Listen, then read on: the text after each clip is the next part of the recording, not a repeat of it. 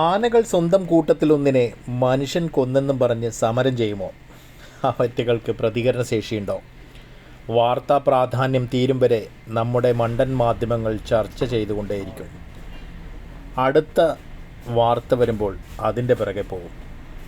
നാളെയും തണ്ണീർക്കൊമ്പനും കൊലകൊമ്പനും അരിക്കൊമ്പന്മാരുമൊക്കെ നാട്ടിലിറങ്ങും. പിന്നെ വകതിരിവില്ലാത്ത മനുഷ്യൻ മയക്കുവെടി വെച്ച് അവയെ കൊല്ലും.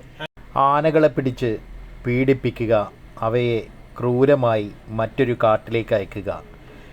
ഇനി കാടിറങ്ങിയാൽ അറിയാൻ വേണ്ടി കഴുത്തിലൊരു വടവും ചങ്ങലയും അണിയിക്കുക. ആയുഷ്കാലം മുഴുവൻ പിന്നീടത് ബന്ധനസ്ഥനായി കാടുകളിൽ നിന്ന് കാടുകളിലേക്ക് നടന്നു പോകണം. അവർക്ക് വല്ല പരാതിയുമുണ്ടോ? നന്മ പറ്റാത്ത മനുഷ്യരാരെങ്കിലും പ്രതികരിച്ചാൽ അവരെ ക്രൂശിക്കാൻ കുറേ തെമ്മാടിക്കൂട്ടങ്ങൾ അപ്പോഴും ഇറങ്ങും. ആനകൾക്ക് പരാതിയില്ലല്ലോ.